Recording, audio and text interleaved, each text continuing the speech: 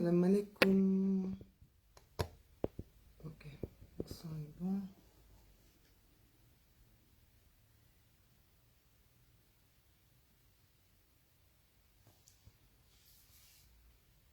Je vais essayer de partager.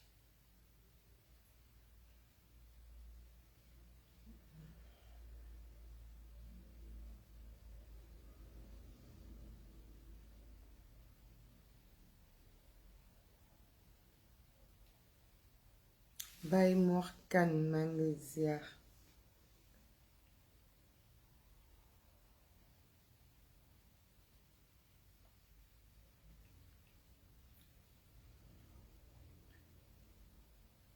Baye Mor Kane maa ngi lay ziar. Tidiane Diouf itam nuyu naa la.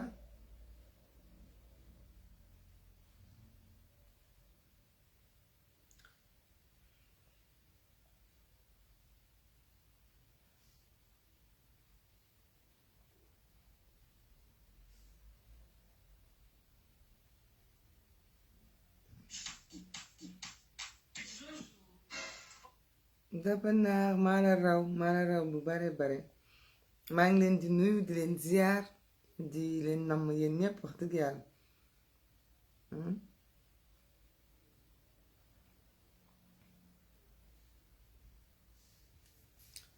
donc asalaamualeykum mbokku Facebook gi mbokku sénégalais yi sénégalais yi yéen ñépp maa ngi leen di nuyu di leen ziar bu baax a baax ci leen namm gëj leen dégg géej ci Facebook bi mais dara aram demi ziar naa delloo ziar peut-être la bëgg a wax waaw delloo naa leen ziar bu baax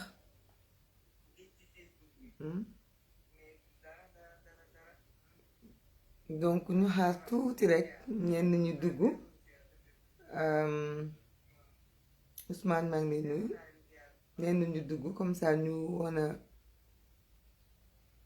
Aminata Sall waaw merci noppalu bi rekk donc ngeen partager tuuti ñu def tuuti leeral ci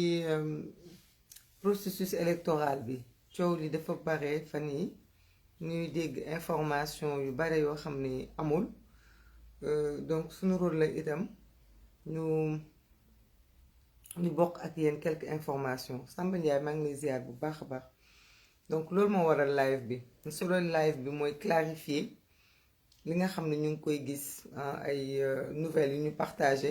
ñu bari nag xam naa xamuñu ñoom itamit ñu partagé waat ko mu jëm ci li ñuy wax inscription primo votant yi ay 15 juin 15 juillet processus électoral bi naka la war a tëddee préparation élection locale yi coow li bare na ku nekk yaa ngi naan candidat nga askan wi itam war a am lu mu xam parce que dafa am nit ñi dafa am lu ñu war a commencer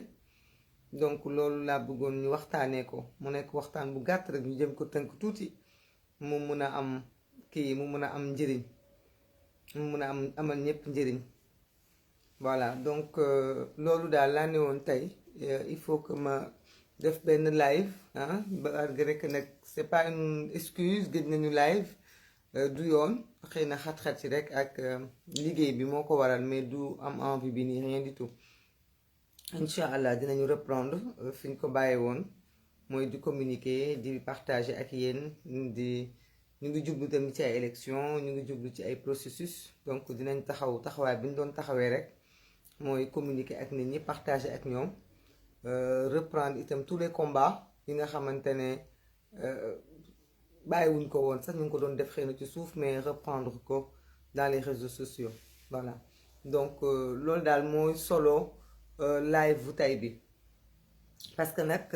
coow li bare na je tenais tout simplement à dire déjà pour commencer dafa am processus boo xam ne dafa tàmbali mu nekkoon dialogue politique bi ñëpp foog naa ni def naa fi ay live yu bare bu ngeen demee ci page bi di ngeen ko gis yu ma expliquer sama gis-gis ci dialogue bi mais dialogue bi mu ngi continuer donc dialogue bi dafa am loo xam ni moom la ñu war a wax, moom la ñu nekk di waxtaanee loolu il faut mu pare. bu paree ñu mën a am lu ñu tënk bu ñu tënkee li nga xam ne moom la ñu waxtaanee ba pare ak point yi nga xam ne d'accord nañu ak point yi nga xam ne d'accorduñu ba noppi ci la ñuy door a mën a avancer jëm ci li nga xamante ne moom mooy déjà code électoral bu bees. loolu il faut que ñëpp ñi nga xam ne itam élection locale intéressé na leen ñu xam ni benn décision mënagul a jóg jib ci processus électoral te defuñu révision code électoral bu bees parce que bu ñu soppee ni ñuy falee maire yi comme ni ko ñëpp xamee soppi nañ ko léegi élection directe la soppi peut-être caution bi soppi li ñuy wax li ñuy waxoon ci parrainage yi ak yeneeni soppi yi war a am il faut que loolu yëpp dafa am fu mu war a jaar dafay jaar ci li nga xam ni moom mooy soppi code électoral bi. bu loolu amee nag ki nga xam ni moom mooy président de la république ci lay door a jël décret bi tamit il faut mu dem assemblée nationale député yi voté ko moo xam ni voté moo xam ni voté wul mais en tout cas il faut mu jaar assemblée ba pare mu door a effectif. donc loolu su ma koy wax c'est pour que ngeen bañ a topp nouvelles yi nit ñi di dégg ci réseaux sociaux yi rek parce que loolu day démotiver nit ñi xaw ma nag kan moo ko def ak lan moo tax mu def ko. ñu bare itam dañu am pas-pas bëgg nit ñi inscrire moo tax ñu partager ko mooy la nouvelle qui dit que les inscriptions les primo-votants dañu war a dem inscrire à partir du 15 juillet ba le 15 juin ba le 15 juillet loolu c'est une fausse nouvelle loolu amul mënul nekk ça n'existe pas. li tax loolu amul mooy balaa ñuy wax révision liste électorale dafa am luy jiitu révision liste électorale bu ñu waxtaanee ba tënk dinaa leen jox quelques détails yoo xam ne nekkagul date définitive parce que date définitive bi décret bi moo koy joxe parce que tey ñi nga xamante ne ñoom ñooy candidats yi dañu am loi bi dafa wax ne candidat dafa am diggante 85 jours ba 80 jours avant date élection bi c'est-à-dire que bu ngeen jàppee le 23 janvier 2021 ngeen compter 85 à 80 jours jëmale ci kanam mooy jëmale décembre novembre ci la ñuy entre le 30 octobre ak le 3 novembre ci la képp ku nekk candidat wala ku bëgg a nekk candidat ci commune am ko boobu la war a préparer pour dem déposer candidature avant boobu mënul nekk. donc jamono yi ngeen dégg nii intention de candidature yëpp ay yéene la rek yu nit ñi di wax mais les dépôts de candidature réel ki ko bëgg a def moom war na mën a préparer xam ni diggante ak 30 octobre entre 30 octobre ak 3 novembre ci lay war a doon candidat te loolu li tax ñu sukkandiku ci date boobu mooy loi bi dafa wax ne candidature day nekk entre 80 ak 85 jours loolu benn la. bu ñu jógee ci loolu ñu ne révision exceptionnelle période considérant les délais de révision exceptionnelle donc liste électorale révision exceptionnelle dafa war a nekk ñaari weer donc 60 jours donc 60 jours yooyu dañu war a am itam ñaar fukki fan yoo xam ni période contentieux lay doon mooy ñaar fukki fan yoo xam ni dañ koy teg ci 60 jours yi pour bu ñu paree def révision bi ki nga xam ni dafa gis erreur ci kartam wala mu am ay jafe-jafe mooy période contentieuse dañ koy wax ci la ñuy régler jafe-jafe yooyu yépp avant ñu koy clôturer bu ñu defee loolu ci la mbir mi di door a dem di door a mën a avancer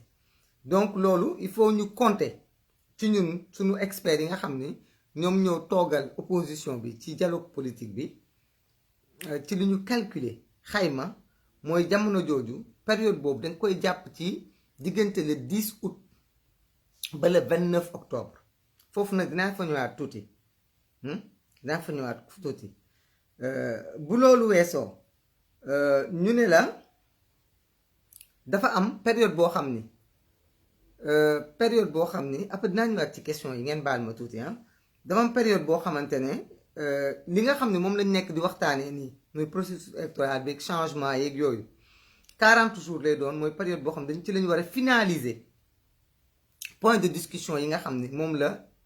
ñu nekk di waxtaanee ci dialogue politique bi lépp lu ñu fay waxtaanee dañ koy finaliser parce que indi nañu audit gis ngeen ñun luñ ci wax am na loo xam ne d'accorduñ ci ñu ngi ci évaluation pareegul bu ñu paree poñ yi nga xam ne juboo nañu nan lañ koy appliquer poñ yi nga xam ne juboowuñu naka lay demee loolu yëpp dañuy am 40 jours yoo xam ni moom la ñu war a finaliser donc bu ñu paree nag ci la ñuy door a revue yóbbu revue du code électoral ñu yóbbu ko assemblée nationale pour voter loi électorale bu bees donc ci diggante bi tant que amaguñu loi électorale bu bees kenn mënul ñëw ne la révision dafa am bugguma tooñ donc xawma ñi ko bind damay jàpp ne peut-être de bonne foi la ñu juumee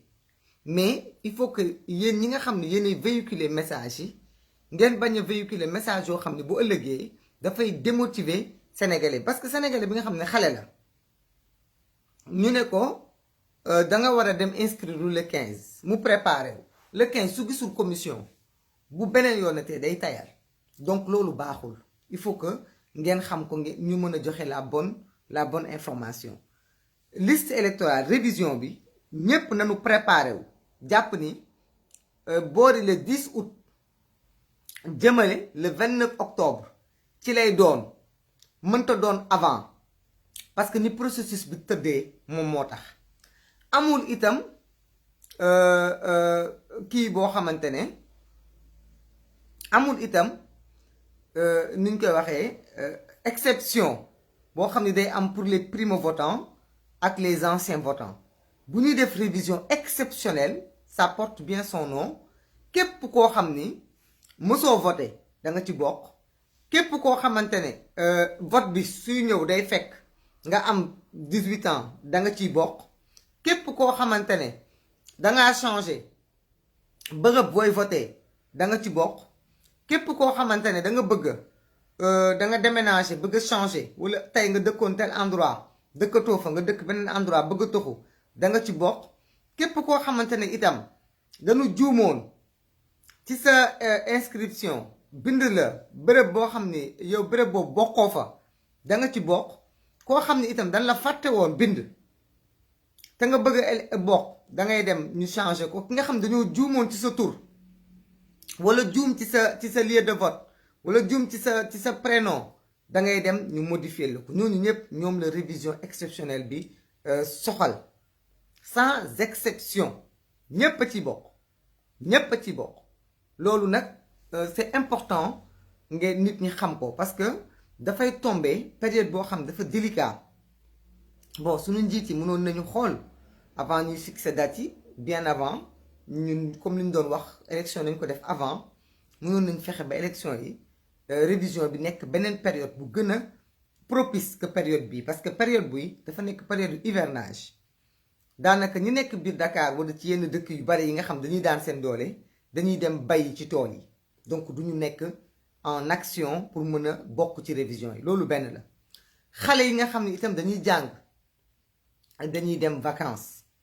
ñépp xam nañ itam mois d'août mois de vacances la même ñi nga xam dañuy liggéey en général seen congé août lañu koy jël donc man su ngeen gisee ma def live bi c'est pour que nit ñi jël seen matukaay xam ni mbir mi du juin bii du juillet août la donc képp koo xam ni dëkk nga ci gox bëgg fa dara commencer dès maintenant ngay sensibiliser la population xam ñan ñoo nar a bouger pendant août ak octobre ñan ñoo nar a déplacé wu fan la ñuy déplacé wu lu tax muy déplacé wu ah est-ce que déplacement boobu mun na fa inscrire est-ce que bu inscrire na fexe mu mun a voter ci commune bi mu dëkk parce que c'est fait exprès parce que loolu yëpp c'est pour que démotiver nit ñi moo tax ñu di ko def mooy nit ñi bu ñu am cawarte ngeen baal ma tuuti rek.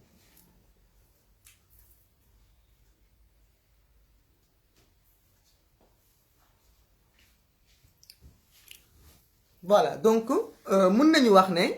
état bi nga xam ni moo yore mbir mi bien sûr du def le tout pour que askan bi mën a voté wu parce que surtout jeunes yi parce que ñëpp xam nañu c'est les jeunes qui bougent pendant les vacances parce que ñoo doon jàng tëj ñu dëkk Dakar dëkk ci capitale yi dañuy jóge seen yi dëkk dem seetaani dem seeti seen ay mbokk ñi dem tuxu ñi déplacé wu ñi dem bay ñi dem jàppale ji seen i mbokk ci àll bi donc loolu yépp noonu moo tax ba période boobu mu crucial ren ñun on a un défi tous les acteurs ñu nekk ay acteurs citoyens nekk ay acteurs politiques ñëpp seen défi mooy relever le taux d'inscription que sénégalais bépp bu bëgg am carte électeur que élection locale intéressé ko wañ ko intéressé que léegi mu xalaat ne que élection législative moo ko intéressé présidentielle moo ko intéressé na fexe mu inscrire ci liste yi na fexe mu am la bonne information à la bonne période voilà donc vraiment loolu lu ma bëgg la nit ñi di ko bàyyi xel di ko liggéey ci tamit liggéey ci parce que bala nga naan naam ne fa boo bëggee nekk maire da ngay fexe ba ñi lay fal ñu nekk ci liste électorale yi parce que bu fekkente ne nguur gi moom fexe na ba xam fu grenier électoral am nekk dina fexe ba inscrire leen yow yeneen sénégalais yi nga xam ne mën nañu peut-être demain fal la mais amuñu carte te conditions yi yombul pour ñu mën a inscrire yow yaay fexe nga motiver leen nga mobiliser leen donc le travail actuellement que les acteurs doivent faire dans les collectivités c'est de constituer des brigades des regroupements des rassemblements surtout des entités yoo xamante ne dafay sensibiliser la jeunesse déjà identifier les électeurs ñan ñoo war a mën a voter ñan ñoo nekk ñu nga xam ne ay potentiels électeurs lañu ñi ci nekk xale nga fexe ba xam seen ay orientation fan la ñu war a voter kañ la ñu war a inscrire nga encourager leen sensibiliser leen ñi nga xam ne amuñu carte électeur nga fexe ba sensibiliser leen de l'importance d'avoir carte électeur loolu mooy le premier travail de quelqu'un de responsable qui veut que demain que les gens puissent changer donc loolu mooy liggéey bi nga xam ni moo lalu moo jiitu candidature parce que candidature yi c'est 85 jours avant lii moom léegi la parce que juin nga nekk tu as le mois de juin et le mois de juillet ku ci nekk mouvement citoyen mouvement association regroupement leneen ak leneen moment bii nga am les 2 mois là fexeel ba képp ku dëkk ci commune yi ku war a mën a voter demal nga xool parce que léeg-léeg ay nit dëkk ci commune fekk duñ fa voter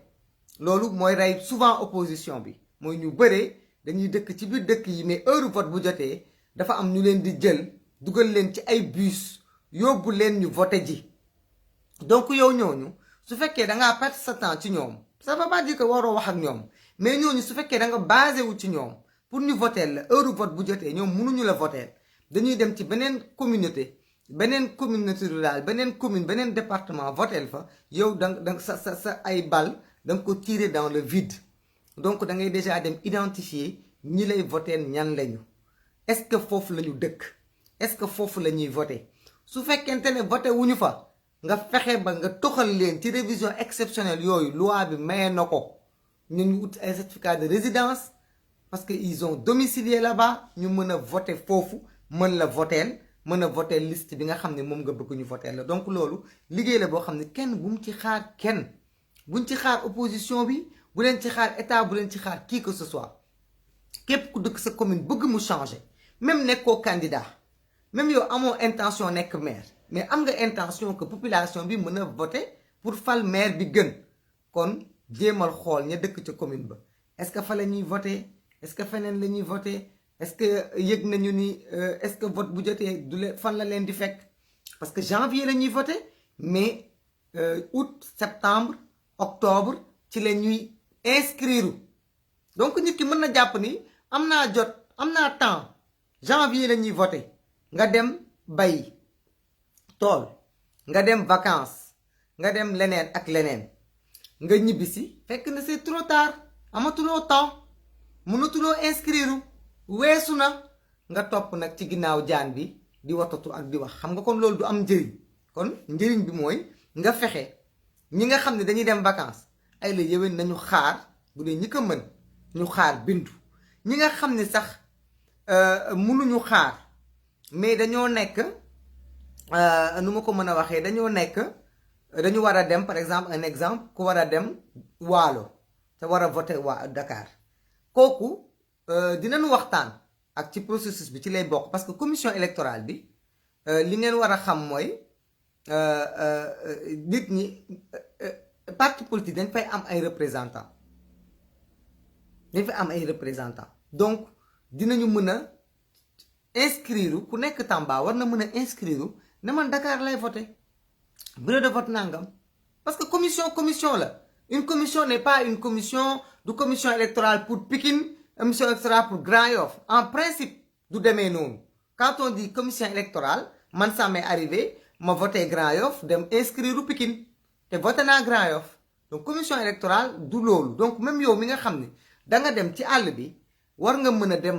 bindu ci commission électorale bi joxe sa résidence fi nga xam ni fa la élection bi di fekk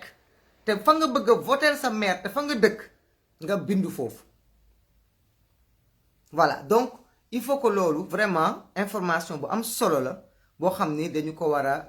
a bàyyi xel ci li nga xam ni moom la ñuy lijjanti leneen li nga xam ni itam jar na ñu bàyyi ci xel mooy parce que bu ñu affaiblir parce que souvent les gens pensent que dégguñu acteurs politiques yi ñuy wax donc dafa mel ni intéressé wu leen foog naa jamono ji ñu toll képp ku nekk acteur politique yaa ngi bu dee am nga base da nga am ñoo xam fa nga dëkk yaa ngi liggéey loolu ci suuf wa ilaa yaa ngi xool ñan nga war a mën a àndal pour ngeen avancer dem wa ilaa yaa ngi fexe ba yow li nga xam ni mooy sa doole nga natt ko xool fu mu toll. Ce n'est pas nag une excuse pour ne pas toujours communiquer leeral nit ñi naka la demee mais nag il ne s'agit pas de penser itam que nit ku jógul wax ne dama nekk maire rek bokkuloo parce que aussi maire il faut ñu waxante lan mooy maire gis naa ñu bëri léegi dañ ko def effet de mode parce que il paraît même que kuy politique te amoo base électorale yow dafa mel ni tekki woo dara mais loolu itam il faut ñu taxaw ci tuuti nit ñi kenn moomu leen gis nga ay base électorale ak ay grenier électoral ak ay bête électorale ak bétail électoral moo ñu yóbbu moo ñu indi fii ñu nekk nii tey c'est même pas respectueux en 2021 ñu ne dañoo bëgg a changer Sénégal ñu bëgg a def comme ñu sunuy mag ñi ak sunuy tante yi ak sunuy maam yi nan lañ defoon mooy am ruq boo xam ni ñoom la ñu fidèle ñu sukkandiku ci ñoom pour def ascenseur nekk escalier nekk maire ce n'est pas c'est pas rôle boo xam ne da nga ko war a wut comme un escalier dans la vie am na ñu bëri noonu lañ ko bëgg a jàppee il faut ñu nekk maire pour ñu mën a nekk DG il faut ñu nekk maire pour ñu mën a am légitimité ñu nommer leen ministre il faut ñu nekk maire pour que suba ñu mën a nekk député il faut ñu nekk maire pour suba ñu mën a nekk président ñu ne la sax tu entends ñu ne la boo bëggee jiite Sénégal il faut déjà nga jiite collectivité ça ce sont des histoires loolu teguwul fenn ce n'est pas une compétition d'être maire ce sont des projets de société da ngay dëkk ci gox xam jafe-jafe yi xam problème yi fa nekk boole sa bopp ci gox bi am ci yéene am ci pas-pas am ci solution am ci gis-gis loolu mooy dëgg mooy mën a tax nga ne dama bëgg a nekk maire telle commune parce que commune booba kat am naa ci pexe gis naa ne xale yi mën naa école bi mën naa ci lii santé bi mën naa ci lii dégg nga hôpital yi mën naa kii yi mën naa ci lii marché bi mën naa ci lii mbedd yi mën naa ci lii groupe bi xale yi war naa mën a lii mën naa ut ay partenaires mën naa def lii mais nekk maire du rek effet de mode dafa xew bëgg naa nekk maire fii pour ñu tuddee ma monsieur le maire madame la mairesse non warul nekk loolu parce qu'il y a beaucoup de gens qui se sont servis de ces postes pour def am ay des escaliers dégg am ay escaliers pour mën a avancer dans leur carrière politique on doit refuser ça suñu génération on doit refuser ça pour ceux qui veulent être maire c'est le moment d'élaborer vos projets c'est le moment parce que tu ne peux pas attendre aujourd'hui à même pas 6 mois des élections pour te lever et dire je vais être maire parce que dama am xaalis je vais être maire parce que dama am tour je vais être maire parce que je peux être porté par une coalition je vais être maire parce que je suis bien vu je vais être maire parce qu'en étant maire je peux avoir autre chose non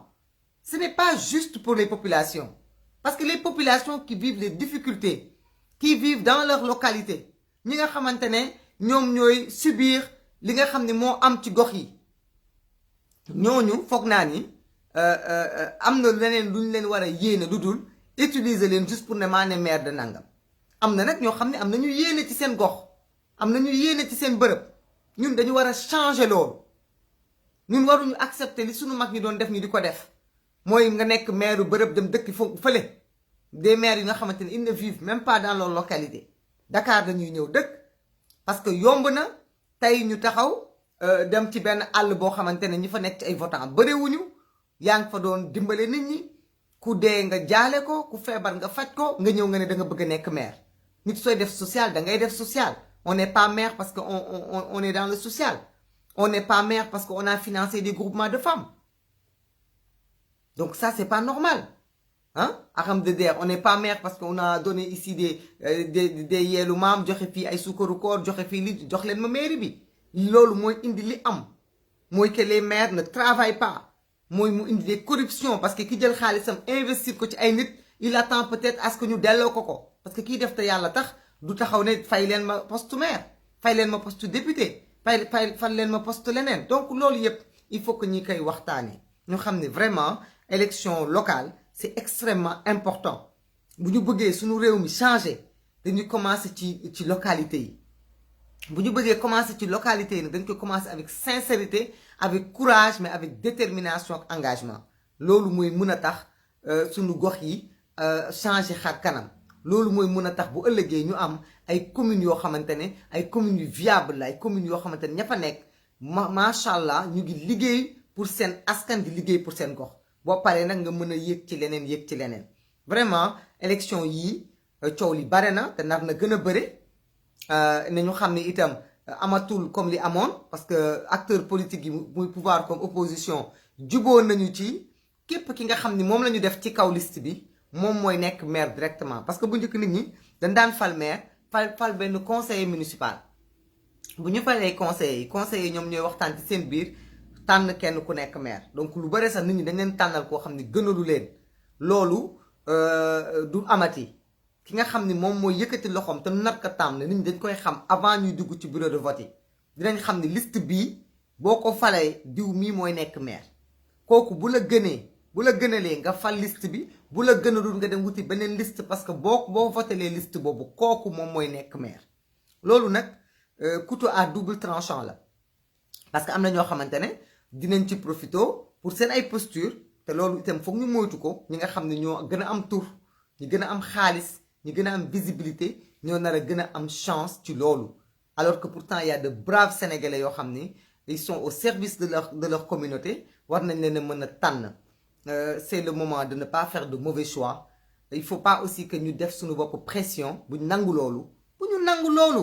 il y a une certaine presse qui le dit que oui élection locale yi c'est des avant-tours premier tour de présidentielle ku ko gagné parce que Wade bu mu ko perdre 2009 dafa perdre élection yi ça n'a rien à voir élection locale la du élection présidentielle du élection législative malgré que mën na am incidence parce que ku ko perdre boo nekkee au pouvoir mën nga am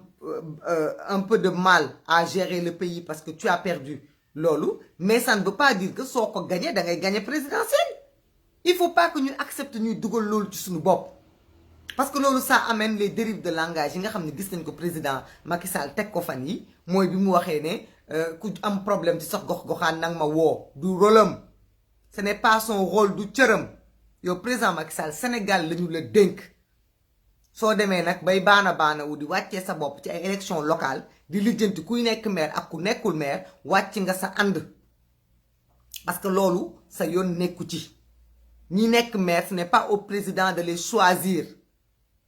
di parachuter ay nit parce que fal nga leen ay direction fal nga leen ay ministère jox leen xaalis ñu dem di nangu fokkati mairie yi ci loxo d'honnêtes citoyens yoo xamante ne ñu nga dëkk te gox ba di fa yeewu di fa fanaan di subir les désagréments nga fokkati loolu jox ko ki nga xamante ne mu ngi dëkk Almadi yore ay 4x4 xamul lu xew ci commune bi bu commune bi inondé yoonam nekku ci bu commune bi pollué yoonam nekku ci commune bi problème bu ñu munti am yëgu ko ay adjoint au maire la fay bàyyi ñu di ko rendre compte ce n'est pas normal donc président waxam boobu wax la boo xamante ne c'est décevant te nag loolu population bi ñoo ko war a mën a faj te ñun dinañu fekk ci yoonam parce que aussi on va le rappeler à l'ordre Parce que ce n'est pas à lui, quand même, de choisir les élus locaux. Faut fan nga mës a gis loolu. C'est même pas respecter les populations. bépp population boo xamante ne président tabal tànnal na leen kiy jiite listam ci goxam bañ leen ko voté leen beneen liste bu dul liste boobu parce que du moom moo leen ko war a tànnal. tànn bi ça doit venir à la base yéen ñi nga xam ne yéen a fay dëkk yéen a xam ki ngeen bëgg a fal seen maire am leen fulla ju toll ni ngeen fal ko parce que am ngeen possibilité bi. am ngeen possibilité bi amatul leen droit di fal nit parce que dafa président moo ko tànn ngeen foog ni li ko président tànn bu ngeen ko falee dina tax mu amal leen njëriñ amul leen benn njëriñ parce que président bu ko tànnee tey suba mën na ko dàq. parce que président suba mën na ko dàq mën na ko def ministre tey ngeen fal ko parce que président daf ko def ministre suba président dàq ko ngeen def nan lan ngeen di koy doyee nekkatul ministre léegi sa suuf seen maire boobu ngeen ko fal fa lay mujjee jëlee ay revenu am. alors que tàmmoon na moom nekk ministre am salaire u ministre tàmmoon na am privilège u ministre donc day wëlbatiku jël seen ay suuf jaay ko la ngeen am ca mairie ba mu jël ko caxat-caxatee ko pour mën ci moom régler ay problème am donc loolu askan wi ñoo ko war a bañ ñoo ko war a bañal président mais bañal ko itam bépp parti politique wala coalition de parti kenn du ñëw di décider kan moo war a nekk maire tel gox non ñi liggéey ca gox ba nekk ca gox ba depuis des années di fa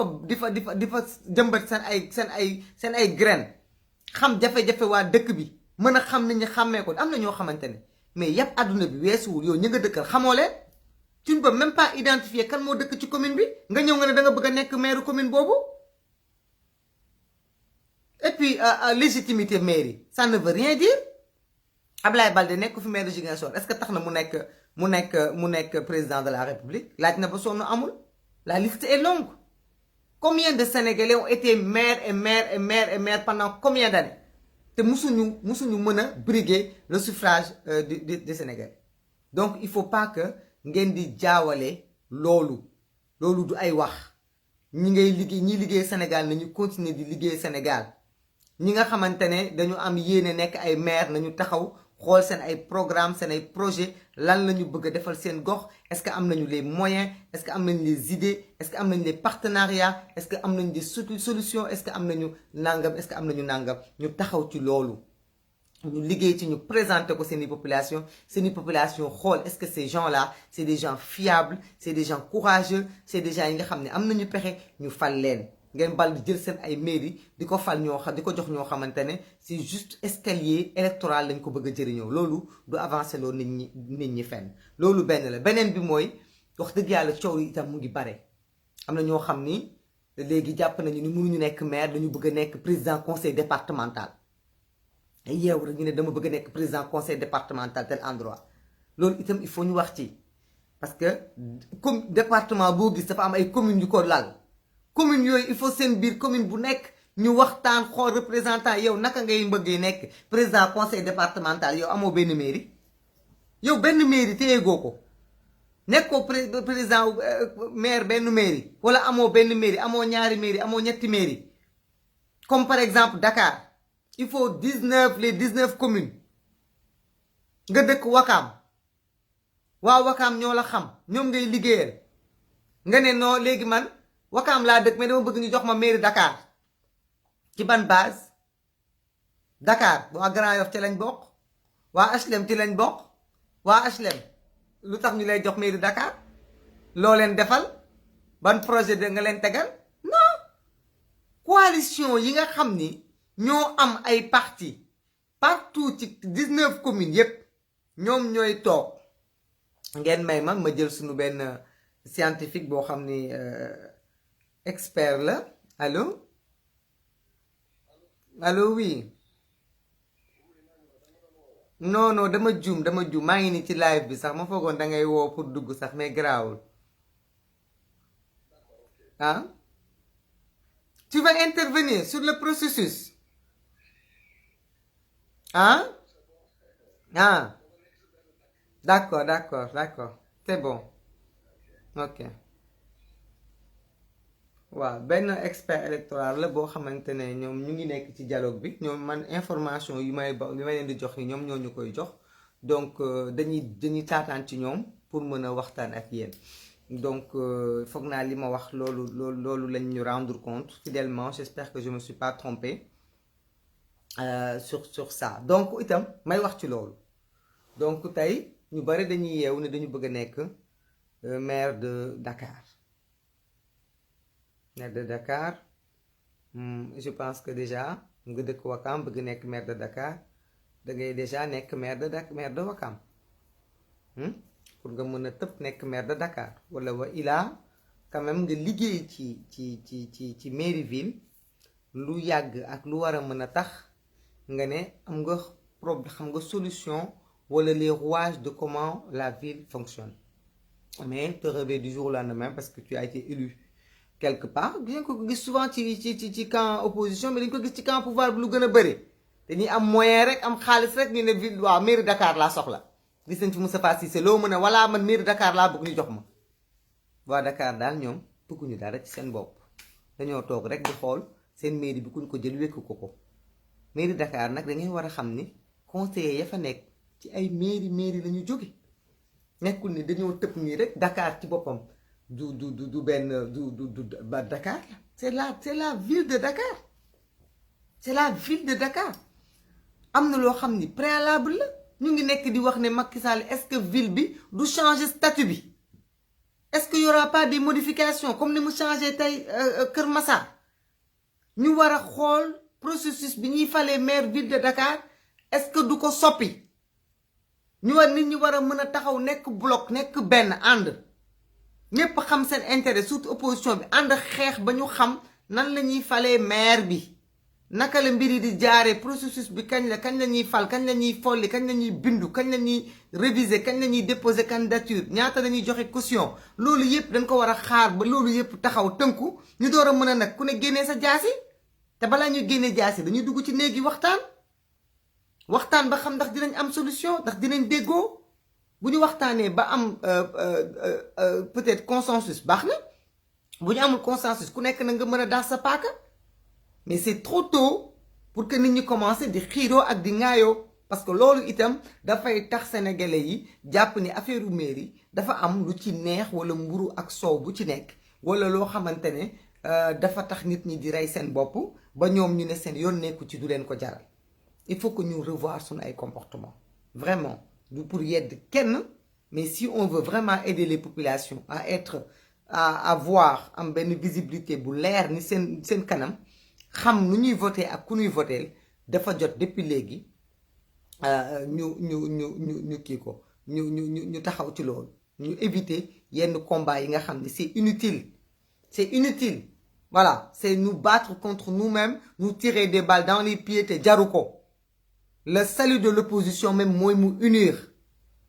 nous unir nag c'est au-delà de nos intérêts crypto personnels kenn warul xool ne man élection yi su ma amul mairie suba duma bokk ci législative yi duma am légitimité duma am nangam askan wi duñu bétail électoral encore une fois dama koy répéter ñun suñu problème mooy les politiques yi fi jaar dañoo mës a téye askan wi comme bétail électoral di leen jëriñoo pour di avancer ñun ñu ne loolu bëgguñu ko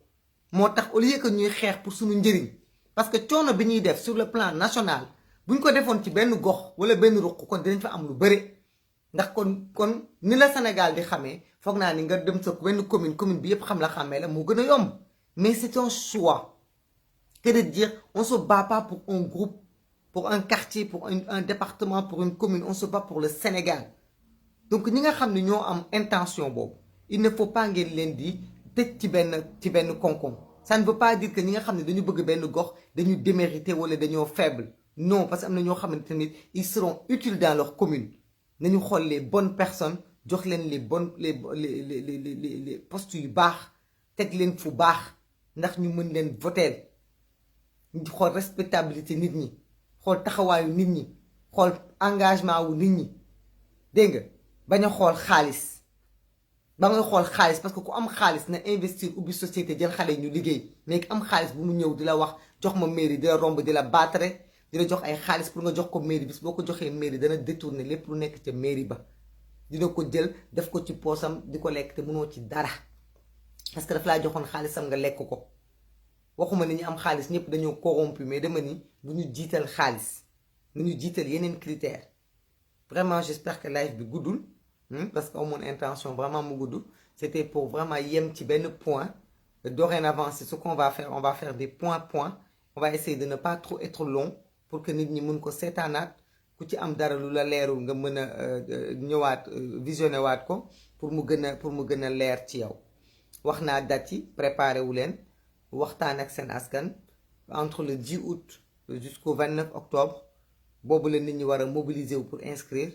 ku dem ci àll bi tamit fexeel ba da nga yóbbaale le certificat de résidence parce que boo demee yóbbaale woo ko boo bëggee inscrire ne béréb nangam mën nañ la ni bokkul après man dinaa gën a laaj experts yi est-ce que nit ki mun na bindu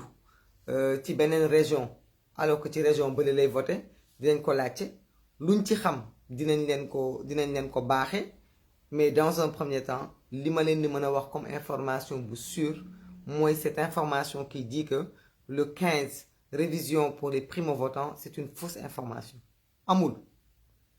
on peut pas faire une révision pour les primo-votants en laissant les autres les révisions se fera sur des révisions exceptionnelles képp koo xam ne am na foo gis ay nit ñu nekk di inscrire na nga ko dénoncer na nga ñu ko aviser wala na nga ko wax ci kaw ñu yóbbu fa presse bi dénoncer ko parce que kenn amul droit di def ay commission yoo xam ne opposition bi toogu fa société civile toogu fa parti politique yi ku nekk da nga am sañ-sañu yóbbu fa sa représentant mu toogal la fa donc képp koo xam ne am na foo gis ay nit yuy bindu na nga xam ne c'est une façon illégale et frauduleuse na nga ko dénoncer voilà parce que boo waxee nit ñi dem leen ngeen bindu il faut dire fan les commissions dañuy créer des comités des commissions électorales yoo xam dañ leen di def en général dans les mairies ak dans certains endroits ci ay écoles ak feneen donc loolu amagul bu leen ci attardé wu ku ngeen gis nag wala ngeen dégg ko mu ne leen bindu naa bërëb nangam na ngeen ko dénoncer ngeen wax ko seen ay parti politique wala ngeen fexe ba presse bi yëg ko comme ça wala ngeen dugg ko ci réseaux sociaux yi que nit ñi yëg ko mën a dem arrêter loolu parce que y a beaucoup d'anomalies dinaa leen ñëwal benn jour ci audit bi li nga xam ni baaxul damay xaar ba évaluation bi pare ba ñu jot évaluation bi comme ça ñu mën a comparer audit bi ak évaluation bi donc na nit ñi Cheikh Sarr c'est ça l'union fait la force il faut que les gens dans les communes commencent leen di waxtaan bu leen xëccoo association yi groupement yi yéen ñi dëkk ci koñ bi ku nekk jàpp ne war na mën a nekk maire jéem leen xool nu ngeen di àndee mairie conseil municipal la ce n'est pas juste le maire c'est le conseil municipal ñoom ñooy liggéey une mairie donc vous pouvez être ensemble kenn peut-être poste maire benn poste la mais le conseiller c'est un groupe c'est une équipe donc essayez de vous battre pour que cette fois-ci ngeen mën a am le pouvoir à la base le pouvoir au peuple donc tout faire pour que ñu bañ a sàcc seen ay voix di ko jox ay gros bonnets alors que c'est vous qui allez pâtir qui allez subir les conséquences des problèmes qu'il y a dans les communes donc jeunes yi surtout ñi nga xam da ngeen yor ay association yor ay mouvement yu ndaw nekk seen ay quartier di liggéey c'est le moment ngeen joxante loxo ci seen biir ngeen xam ni ensemble mu ngeen liggéey su ngeen bàyyee loolu boroom xaalis yi ak boroom daraja yi ak boroom tur yi ak président Macky Sall ci boppam parce que loolu la wax dina ci dugal loxoom ñëw dugal loxoom foofu tasaare leen jël jeunes yi yóbbu leen fële def diviser pour mieux régner c'est vous qui allez perdre parce que élection un maire c'est pour 5 ans d'accord ce sera pour 5 ans donc quand vous allez élire le maire dites-vous que le maire bi nga xam ne moom ngeen di nar a voter il sera là jusqu'en 2026 donc pensez-y bien jusqu'en 2026 il n'a rien à voir avec le président ku leen wax na leen c'est uni c'est pas pareil le président va partir le maire va rester là parce qu'il va partir inchallah mais le maire va rester là te da ngeen koy subir donc xool leen bu baax ki ngeen di def maire ki ngeen di fal lu tax ngeen fal ko pas parce que dafa jege président pas parce que ma Samba parce que ma Demba xool leen li tax ngeen di ko fal parce que yéen ak moom la ba 2026 bu ci yàlla àndee kon nag li tax ngeen di ko fal xool leen ko jeunes yi ànd leen ngeen booloo nekk benn jigéen ñi ànd leen sama mbokk jigéen ñi itam nañu fexe ba macha allah ñu taxawaay bu rafet ci élection yi ñu ngi leen koy ñaanal mais dama ni qualité ak quantité du benn loolu itam il faut ñu wax ko mu leer ñun on est des féministes on est des femmes dañu bëgg jigéen ñi avancer dañu bëgg jigéen ñi am ay postes dañu bëgg jigéen ñi nekk ci maire yi mais bu ñu dangu jigéen ñi surtout sama mbokk jigéen ñi bu leen nangu def même chose que góor ñi juste parce que dañu ne parité nga ne jigéen maire nañu choisir ñun la qualité au lieu de la quantité des hommes, qu'on ait de la qualité des femmes. C'est ça qu'on veut. Avoir de braves mères tout en qualité. Mères yu sigil sen bop, sigil sen askan, sigil sen njaboot, sigil sen liggéey sen gox ak sen gox goxaan. Mais pas seulement am des maires parce que dañu war a am des maires comme on a fait avec les députés. Il faut ñu am ay députés jigéen ñu nekk ci assemblée bi di tàccu di xiiroog di ŋaayoo après ñu di ñu ko xasee loolu amul njëriñ. Donc on veut bien la parité parce qu'il faut qu'elle soit effective, mais on veut de la qualité. On veut de la qualité, il faut se battre pour ça. Voilà, donc il faut que les femmes fassent le maximum pour que au lieu que ñu jël seen ay groupement di jox ay góor di leen fal pour que ñoom ñu continuer ñu leen jox ay tontine di leen jox ay financement di leen jox ay mbubb di leen jox ay musóor ñu fexe ba ñoom ñu yore seen ay gox-goxaan mais nag dans la qualité. fu ay jigéen nekk tamit amuñu compétence su jiite mairie bi bu ñu am tout rëyaayu bàyyi seen nawle góor mu jàll mbir mi du ne du mbiru góor kese mbiru jigéen kese. Vraiment man c'est ma conception des élections locales. Je ne pense pas que juste parce qu'on doit dire que on doit avoir le maximum de jeunes, le maximum de femmes, mais on doit se battre pour avoir des jeunes compétents, des femmes compétentes. Voilà. Donc vraiment, les femmes sont dans les foyers, les femmes vivent les difficultés, mais les femmes sont souvent utilisées. Femmes itam bu ngeen nekkee ci gox bu leen xool ne non kii voilà borom sañse la borom kii la borom daraja la du ñu ko fal non n'hésitez pas à ngeen voter seen ay père. Voilà. Donc Amadou Sow dinañu def ay campagne pour nit ñi inscrire, mais il faut que ngeen xam ne inscription ce n'est pas le 15 juin. Ce sera le 10, entre le 10 à peu près, parce qu'il faut décret bi génnagul. Je veux pas dire des choses, mais il faut décret bi génnagul. Ce sera entre le 10 août ba le 30 ba le 29 octobre. Boobu lay doon. Mais il faut faire des caravanes que les partis s'organisent, parce que c'est des moyens. Même Nabousso ne peut pas tout faire. Elle ne peut même pas essayer. Elle peut commencer par petit à petit dans ses proximités. Ñi mu dëkkal ñi mu xam fi mu mën a dem ak feneen ak feneen. Hein? Donc vraiment il faudrait que ñu xam loolu ñu jàpp loolu ñu xam ne il faut ku nekk nga bay ci sawar ci biir gox yi leader politique yi leader d'association yi ñëpp sensibilisation il faut que ñëpp jàpp ci man suma rôle je vais essayer de le faire comme je peux. C'est partager toutes les informations, c'est sensibiliser, c'est partager ak yéen li ma ci xam ni ma ko gisee yéen tamit ni ngeen ko gisee ñu bokk ànd liggéey. Bu kenn nag ne man may mun a busóor ma dem topp ci ginnaaw tel leader parce que leader là parce que foo ko teg non boo dëkkee ci benn gox am na ko fa dëkk koo xam ne moo la gën a yeeyoo il faut avoir l'humilité d'aller se mettre derrière la personne nga pousse ko nga jàppale ko mu nekk maire ay kii moo sut kii moo sut kii noo wala kii maa ko fi jiitu maa ko jiitu ci parti bi maa ko jiitu ci groupe bi maa ko jiitu ci gox bi li ma fi liggéeyu ko fi du ma nekk ci ginnaawam loolu amul njëriñ. Vraiment xëccoo yeeg xiiroo yi nañu ko bàyyi ñi nga xam ni dañuy bëgg a nekk maire pour Macky Sall fal leen parce que ku ci perte sa localité dalay dàq ñun opposition amuñu problème boobu. mairie foog naa ni yombalul kenn gis ngeen fi Khalifa Sall mairie moo tax ñu tëj ko ci kaso bi sosal ko jiiñ ko donc nekk maire ce n'est même pas de tout repos. D'accord? Donc ñun amuñu challenge boobu. Nga nekk maire de l'opposition peut-être que ça va te permettre bu fekkente ne liggéeykat nga liggéeyal sa gox mais bu fekkente ne leneen du la ko permettre ça ne va pas faire qu'on va te nommer ministre ou DG parce que tu es maire de ta commune. Donc xool leen ñi nga xam ni ñoom ñoo war a nekk ci mairie ngeen def leen bu mu am rivalité ak xëccoo ak guerre entre dans l'opposition. Je ne pense pas que mu jar ko wala mu am nécessité boobu. Donc foofu laa mën a yem. Je vais essayer de voir ou quelques questions. Donc il faut que les gens soient prêts. Oui, bien sûr, il faut que les gens soient prêts. On vous dira toutes les pièces à fournir. Il faut aussi beneen information. ñëpp ñu nga xam ne ils ont eu des parents décédés ci diggante élection yi passé ak léegi nañu préparer seen certificat de décès mën leen radier ci liste électorale yi parce que c'est un grand gap te gap la boo xam ne bu ñu ko fa bàyyee keneen mën na ko utiliser neneen donc képp koo xam ne am nga mbokk bu faatu bu génn àdduna na nga fexe ba nga am certificat de décès bi bu ñu ubbee révision yi nga mën a dem radier ko comme ça ñu génnee turam ci liste électorale bi nga xam ni keneen du mën a voter à sa place. Après dinañu jéem vraiment lépp loo xam ne xam nañ ko ci wala mën nañ ko ci partager, on le fera vraiment au fur et à mesure que les choses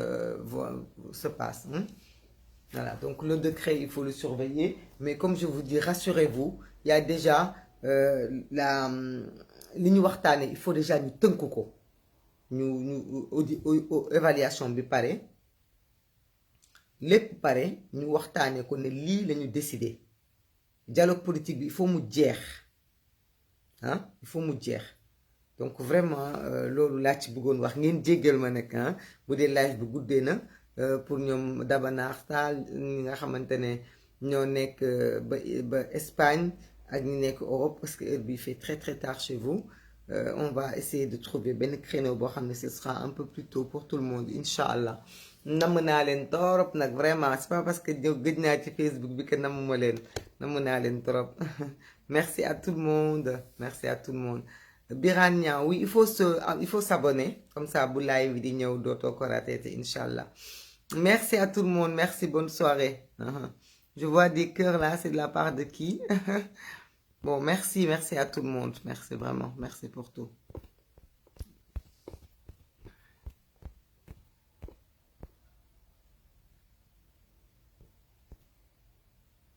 Merci Aram, merci beaucoup. Bye bye, à bientôt, merci.